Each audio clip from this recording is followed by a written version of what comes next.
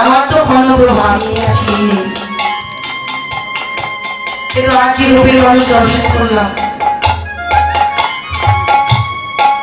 ওই রূপের প্রভা যেন অনন্ত অসীম বিকশিত। ওই গৌরূপী নয় দেওয়া মাত্র অপরাধী মনে করে দামি এই বৃদ্ধ দামমালা চিরকাল জনমের মতো সে গৌচরণে আত্মসমর্পণ করল। ওই রূপে নয় দেওয়া মাত্র হেরে গেল। অহংকারী দেহটা প্রভুর চরণে স্বার্থ নিবেদন করে দিল। দৌড়ে গেল দরপকরা কন্দর্পমদন, যার আরেক নাম হচ্ছে কামদেব। এই কন্দর্পমদন কামদেব সে আবার কে?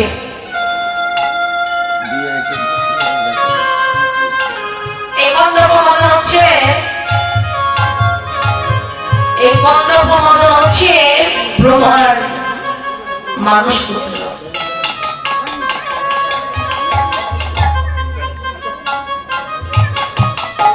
ব্রহ্মা তাকে 5টি বান্দা করেছিল।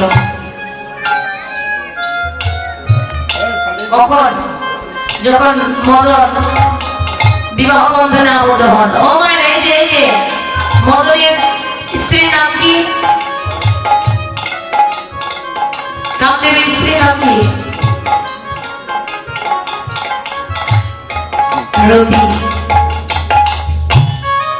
রতি দেবীকে যখন বিবাহ বন্ধনে আবদ্ধ করলেন, তখন এই বিবাহের আশীর্বাদ স্বরূপ তাকে 5টি বার মদনের পিতা ব্রহ্মা তাকে দান করেছিল। 5টি বার নাম মদন, মাদন, সুষণ, স্তম্ভন, মোহন।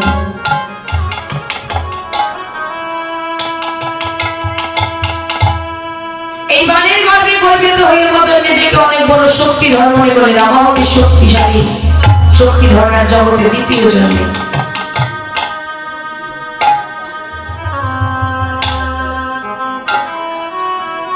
পিতার নামে যে বাণগুলো দিল, আজ তার পরীক্ষা হলো। এই বাণগুলো কেমন শক্তিশালী, আজ তার পরীক্ষা করে দেখব।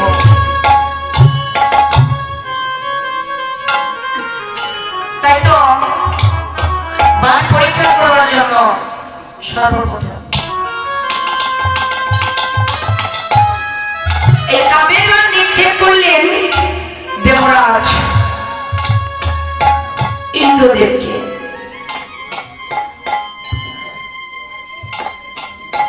ইন্দ্রকে যখন কামের বাণ নিক্ষেপ করলো, ইন্দ্রদেবের অবস্থা কামের বাণে জর্জরিত হয়ে গেল। কামের বাণে জর্জরিত হয়ে গুরুপত্নী অহল্যার সম্ভ্রম কেড়েছিলেন। ইন্দ্রদেব হেরে গেল কামের বাণের কাছে। মদনের শক্তি আরো বেড়ে গেল।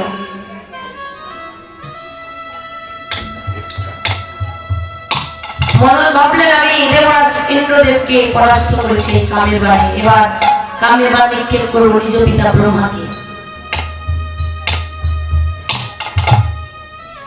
যে কথা শিখে আছে ব্রহ্মাকে যখন কামের বাণ নিক্ষেপ করলো, ব্রহ্মা বাধা দান করলেন, পুত্র তুমি কর্ম করো না, তুমি এই কামের বাণ নিক্ষেপ করো না। কিন্তু দাদারে অবাধ সন্তান কি আর গুরুজনদের কথা শুনে?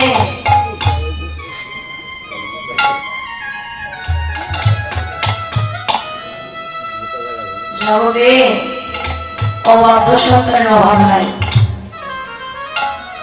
শুধু মদন কেন, মদন কিন্তু কার কথা শুনে না।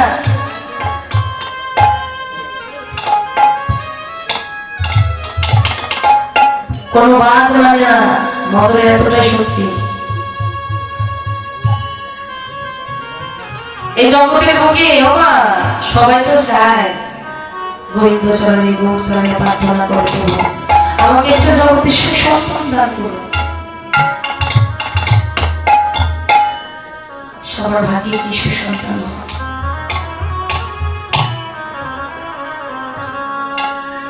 মাটি যদি ভালো হয় ফসল তো ভালো হবে, তাই না? কারো কারো ভাগ্যে সুসন্তান না জন্মগ্রহণ করে কুসন্তান হয়ে যায়, কিন্তু কোন পিতা মাতা কি ওই সন্তানকে ফেলে দিতে পারে? দেখবে ওই সন্তানটার জন্য পিতা মাতার ভাবনাটা বেশি।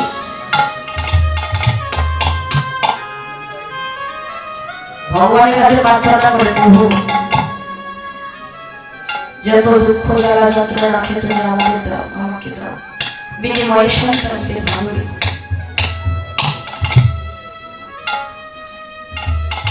সুসন্তান সে মানে সে হচ্ছে একজন কৃষ্ণ ভক্ত সন্তান, গৌর ভক্ত সন্তান। ওই বড় বড় ডিগ্রি অর্জন করলো, ভালো চাকরি করলো, তাকে সুসন্তান বলে। সুসন্তান জগতে সে যে একজন কৃষ্ণ ভক্ত সন্তান, কোন পিতা মাতা কৃপা করে এই জগতে লাভ করেছে। ওই কৃষ্ণ ভক্ত সন্তান দ্বারা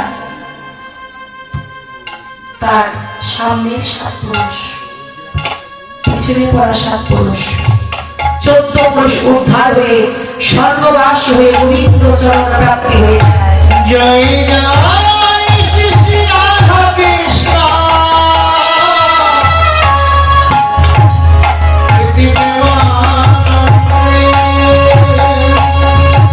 হরি হরি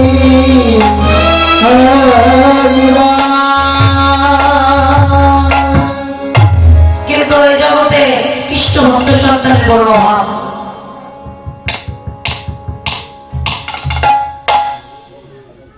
কেননা মা যদি কৃষ্ণ ভক্ত হয়, বাবারে পিতা যদি কৃষ্ণ ভক্ত হয়, তার সন্তান একদিন কৃষ্ণ ভক্ত হবেই হবে।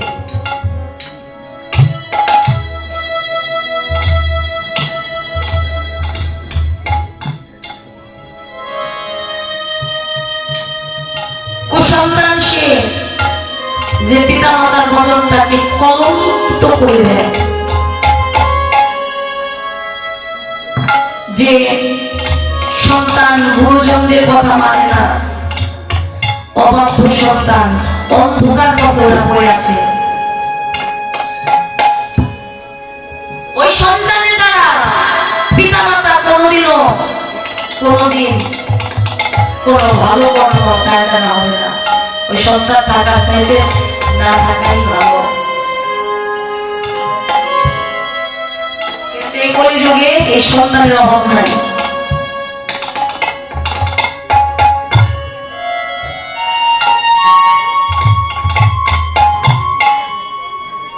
দেখবেন এই পার্থিব জগতে আমরা যারা মানুষ কুলে জন্ম পেয়েছি, মানুষ কুলে জন্ম পেয়ে এই যে ভক্ত সঙ্গের বাজারে এসেছে, যে বাবাজিরা এসেছেন,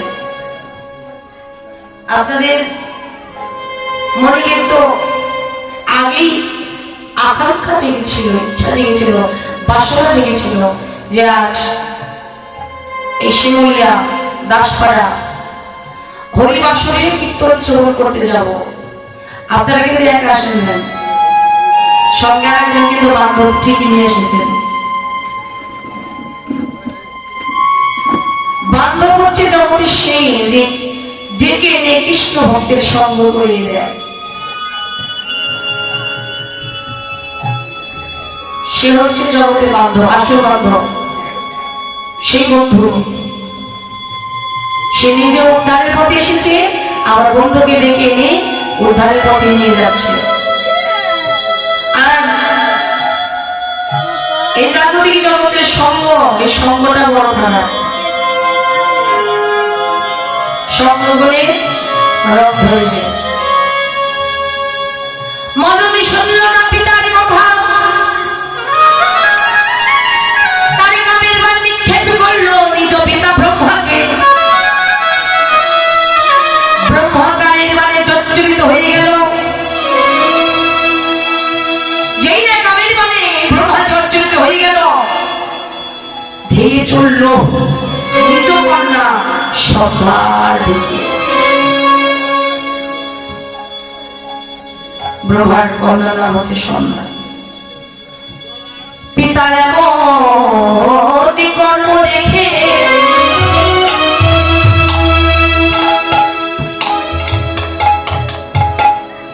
সন্ধ্যা যিনি দেখে 3 ঘন্টে খণ্ডিত করে দিল। আজ হইতে জগতে আমি কলঙ্কিনী হয়ে গেলাম।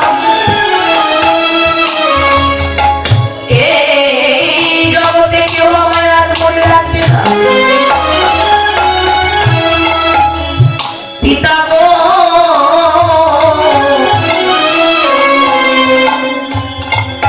পিতা তুমি আমায় এমন আশীর্বাদ করো, এই জগতের বুকে যেন আমায় মনে রাখে। সেদিন ব্রহ্মা কন্যাকে আশীর্বাদ করলেন, সন্ধ্যা আমি পিতা হয়ে তোমাকে বরদান করছি, আশীর্বাদ করছি, তুমি কলঙ্কিত হবে না, কলঙ্কিনী কোনদিন হবে না। এই জগতের বুকে যারা যারা হিন্দু ধর্মাবলম্বী রয়েছে, আজ হইতে ত্রিসন্ধ্যা গায়ত্রী রূপে তোমার পূজা করিবে। হরি হরি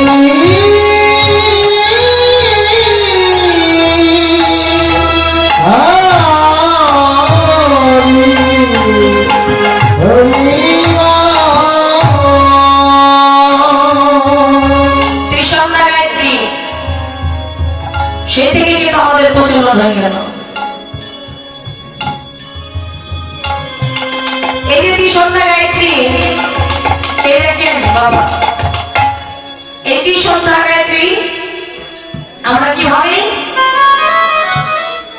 পুজো করি? এই সন্ধ্যাবেলায় প্রদীপ প্রজ্বলিত করে আলো দান করি। এই তো ত্রিসন্ধ্যা। ব্রহ্মা কামের বাণে হেরে গেল, ইন্দ্রদেব কামের বাণে জর্জরিত হয়ে গেল, হেরে গেল। মদনের শক্তি আরো বেড়ে গেল। এবার ভাবলেন, আর একজনকে যদি এই কামের বাণ দিয়ে পরাজিত করতে পারি, সত্যই আমার থেকে অধিক শক্তিশালী জগৎ আর একজন হবে না। তাই দেবার সর্বশেষ তার কামের বাণ নিক্ষেপ করলো দেবাদিদেব মহাদেবকে। কৈলাসপতি দেবাদিদেব মহাদেবকে যখন কামের বাণ নিক্ষেপ করলো, মহাদেব ছিল বাবা ধ্যানস্থ, তার ধ্যান ভঙ্গ হয়ে গেছে। পুনরায় আবার ধ্যান যোগে লক্ষ্য করলেন, কামদেব আমাকে কামের বাণ নিক্ষেপ করেছে। যেই না দর্শনে করলেন কামের বাণ কামদেব ঠিক করেছে, তদ্রূপ তার ক্রোধ জাগ্রত হয়ে গেল। ক্রোধ যখন জাগ্রত হয়ে গেল, তখন ওই ত্রিনেত্র মহাদেবের খুলে গেল। আর ত্রিনেত্র যখন খুলে গেছে, ওই ত্রিনেত্র দিয়ে মদনের দিকে যেই না তাকিয়েছে, ত্রিনেত্র অগ্নি জ্যোতি লেগে মদন ভস্মীভূত হয়ে গেল। ভস্মীভূত হয়ে গেল। মদন শেষ, সাভস্য। এই পার্থিব জগতে সন্তান হারানোর জ্বালা কি পিতা মাতা সইতে পারে? সুখের ব্রহ্মা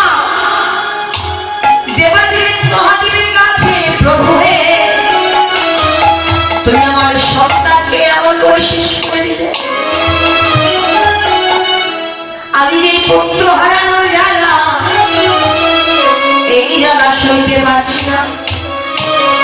আমার সন্তানের একটা গতি করো। এরা এমন করে প্রার্থনা করলেন, মদন কে আশীর্বাদ করলেন, বরদান করলেন, ব্রহ্মা আমি তোমার পুত্রকে আমি এই আশীর্বাদ করছি, তোমার পুত্রে থাকবে না শুধু তনু। মদনে কিন্তু বহু নেই বাবা, মদনে থাকবে শক্তি,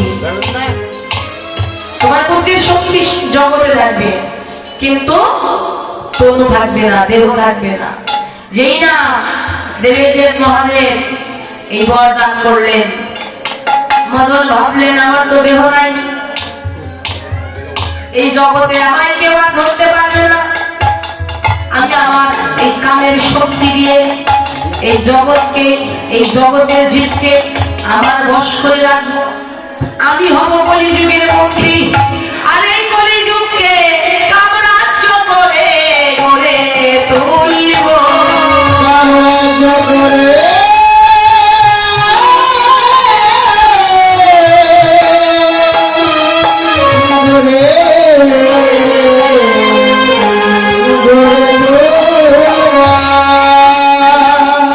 এই জগৎকে আমি কামরাজ্য করে গড়ে তুলবো, আমি হব কলিযুগের মন্ত্রী।